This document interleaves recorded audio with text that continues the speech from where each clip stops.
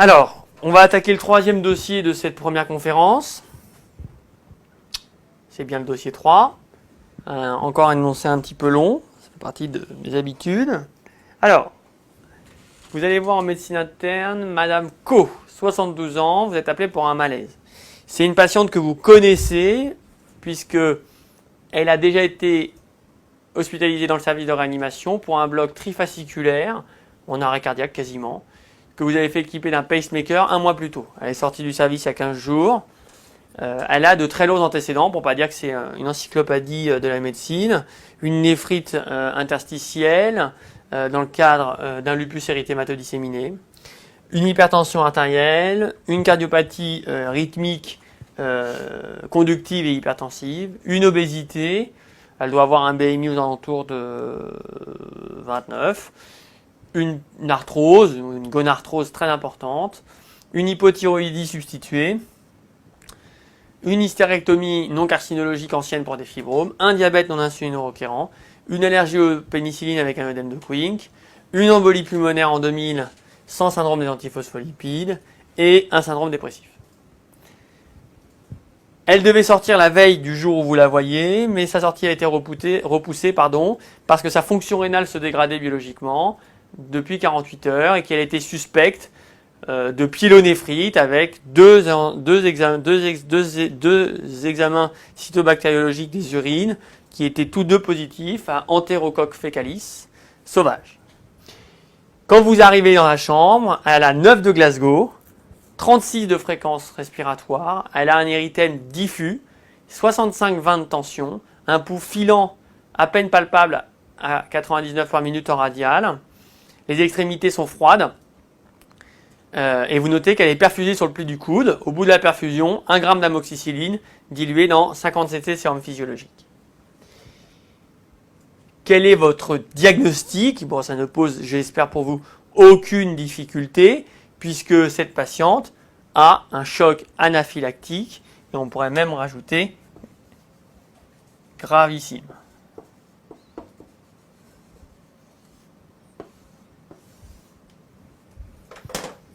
C'était pas une question dure, c'est la question de chauffe.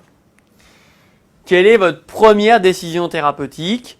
Alors, il n'y a pas de piège, c'est un réflexe, j'espère, de bon sens. On vous dit qu'il y a une perfusion en cours d'amoxicilline.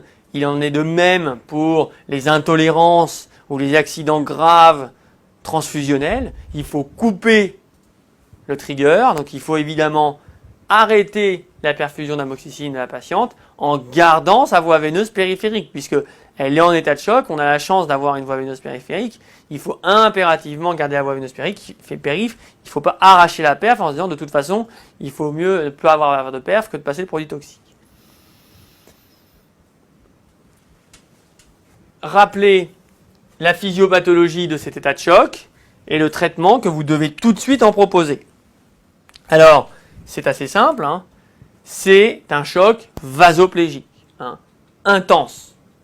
La physiopathologie, c'est une chute extrêmement brutale par dégranulation des mastocytes et par relargage d'histamine et d'autres facteurs de la réaction allergique qui va créer une vasoplégie extrêmement intense du système artériel, voire même un petit peu veineuse. Donc on a une chute des résistances périphériques, il n'y a aucune défaillance myocardique, votre ventricule gauche est hyperkinétique, votre débit cardiaque est préservé, mais votre pompe débite dans un secteur capacitif qui est bien au-delà de ce qu'il est d'habitude, puisque vos résistances augmentent, diminuent, donc c'est comme si le diamètre de vos vaisseaux augmentait.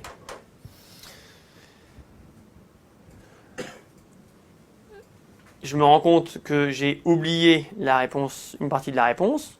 Quel est le traitement de l'état de choc anaphylactique? Hein, c'est évidemment l'adrénaline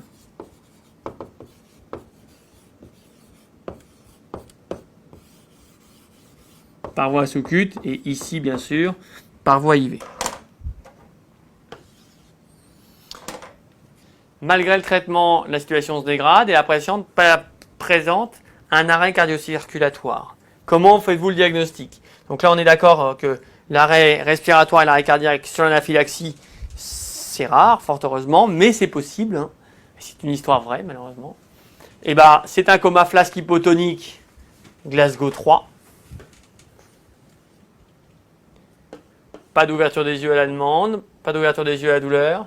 Réponse verbale, aucune. Aucune réponse motrice à la stimulation douloureuse.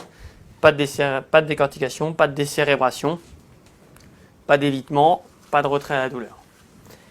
On n'a pas de pouls en proximal, hein. C'est le pouls carotidien qui nous intéresse ou les pouls fémoraux. Et il n'y a pas de respiration spontanée. Quelle est votre prise en charge immédiate? Bon, bah, vous devez savoir débuter les manœuvres de réanimation de l'arrêt cardiaque quand on est interne de premier semestre dans un SAU ou dans un service de médecine ou dans la rue, c'est fondamental. Hein. Donc, évidemment, il est peu probable que vous soyez seul d'emblée, mais si jamais à ce moment-là, la patiente s'arrête devant vous et que vous êtes seul, la première chose à faire, c'est de demander de l'aide. On ne peut pas réanimer un arrêt cardiaque seul. Le dernier arrêt cardiaque que j'ai fait, c'était dans le service. On était au moins 8 et on a massé pendant 40 minutes. Hein. Il y avait une infirmière dédiée aux drogues, une infirmière qui notait ce qu'on faisait, 2 infirmières qui massaient avec l'interne, moi qui réfléchissais et un infirmier qui faisait tourner la dialyse. Bon, c'est une situation particulière, mais c'est pour vous dire que si moi demain il y a un arrêt cardiaque dans le service, la première chose que je fais, c'est que je demande de l'aide. C'est le premier réflexe. Donc c'est ce qu'il faut marquer en premier. C'est demander de l'aide, et c'est ce que j'ai pas marqué dans ma réponse, donc c'est pas bien, je sais pas ce qui m'arrive en ce moment. Donc c'est alerter pour être aidé.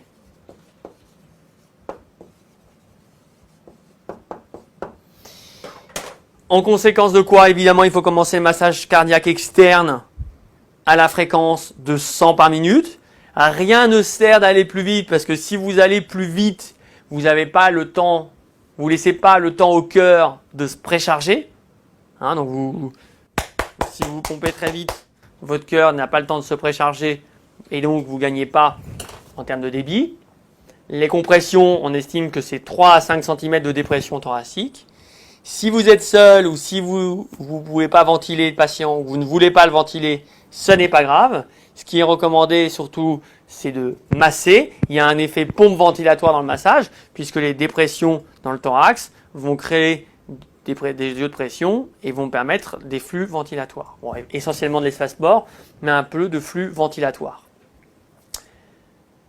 Là, vous êtes dans un service hospitalier, donc il faut proposer une ventilation au masque, puis une intubation. Donc on dit qu'il y a 2 cycles de ventilation pour une trentaine de compressions. Ça fait à peu près 4 insufflations par minute. Boum, boum, boum, boum, boum, boum, boum, boum, boum, boum, boum, boum, boum, boum. Ça veut dire qu'une fois que le patient est ventilé, il faut le ventiler à petit volume et à une fréquence basse. Ça ne sert à rien de mettre 16 de fréquence sur le respirateur. Hein. Là, la patiente est déjà perfusée. Si elle ne l'était pas, il faudrait évidemment essayer de la perfuser si tant est qu'on arrive à trouver quelque chose. Et puis, il faut un rythme.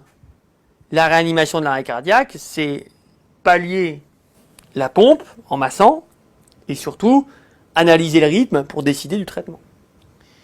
Et donc pour analyser le rythme, il faut poser un scope ou un scope défibrillateur. Hein, vous pouvez marquer ce mot-là. C'est tout à fait acceptable.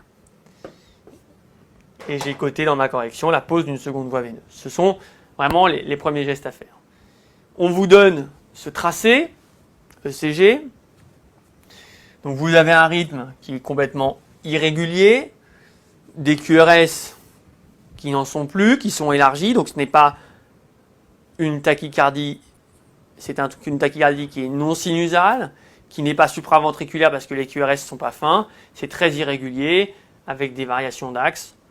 C'est clairement une fibrillation ventriculaire, c'est un rythme choquable, et donc je reconnais la fibrillation ventriculaire, je poursuis le massage cardiaque externe, le temps d'armer le premier choc électrique qu'on fait à 200 joules. je choque, je réévalue. Hein.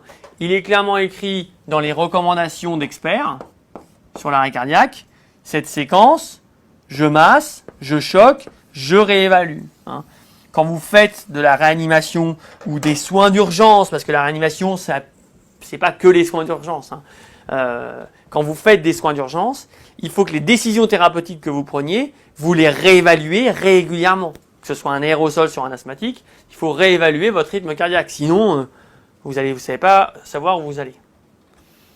Malgré le traitement, l'anomalie récidive, donc le patient refibrille, que vous pouvez vous proposer comme séquence thérapeutique. Donc c'est une séquence qu'il faut bien connaître, qui est peut-être l'ordre de la spécialité. Ce qui est recommandé dans ces conférences d'experts, et c'est ce que je vous ai encadré dans ma réponse en violet, hein, c'est de proposer un deuxième choc. Si le patient reste en fibrillation ou repart en fibrillation, on peut proposer 1 mg d'adrénaline en bolus. Et si le patient, après le deuxième choc et l'adrénaline, n'a pas retrouvé d'activité et qui repart en fibrillation, à ce moment-là, la drogue qui a montré dans une grande étude sur l'arrêt cardiaque extra-hospitalier publiée dans le New England aux alentours des années 2001 ou 2002, au début de mon internat, c'est l'amiodarone. Elle a montré que dans les arrêts par fibrillation ventriculaire, ça prévenait les récidives. Hein, quelle que soit la cause de la fibrillation ventriculaire, en sachant que la plupart des causes étaient dans cette étude-là des causes ischémiques, puisque c'est une des grandes causes de fibrillation ventriculaire et de révélation malheureusement de la maladie ischémique. Donc ces séquences, deuxième choc, adrénaline, amiodarone, est à connaître pour le traitement de la fibrillation ventriculaire. Quels sont les facteurs pronostiques de l'arrêt cardio-respiratoire à la phase initiale, c'est-à-dire quand on va réanimer le patient, qu'est-ce qui va nous faire dire les choses sont mal parties, les carottes sont cuites, ou alors cet arrêt est de bon pronostic. Déjà, l'arrêt rythmique, c'est mieux, l'arrêt en fibrillation ventriculaire, c'est mieux que l'arrêt en asystolie, souvent parce que l'arrêt en asystolie est un arrêt qui suit une hypoxie, hein, ou alors une dissociation électromécanique, et c'est qu'on arrive un peu tard. Le temps entre l'ACR et la récupération d'une activité circulatoire, ce qu'on appelle les ROCs, hein, quand ce temps est inférieur à 30 minutes, c'est plutôt de bons pronostics. On est d'accord qu'entre l'ACR et le début de la réanimation spécialisée, ou le début des manœuvres de réanimation, et la récupération d'une activité circulatoire, on a une période où il ne se passe rien qui est dite période de no flow, et une période de réanimation qui est dite période de low flow. Donc, cette période de no flow est un élément de très mauvais pronostic quand elle est augmentée, quand elle est prolongée. Hein, mon dernier no flow était ma garde d'avant-hier dimanche, 7 minutes. Hein, le patient est arrivé dans un état dramatique sur le plan des retentissements de l'hypoxie périphérique, et évidemment dans un état neurologique gravissime. Donc quand il n'y a pas de no flow, c'est mieux. Autrement dit, quand la réanimation est immédiate. C'est le cas de cette patiente. Elle s'arrête dans les bras des médecins. Et l'âge. Hein. L'arrêt cardiaque chez les sujets jeunes est un arrêt cardiaque généralement de meilleur pronostic, tout simplement parce que les sujets jeunes, ce qu'ils font, c'est souvent des troubles du rythme.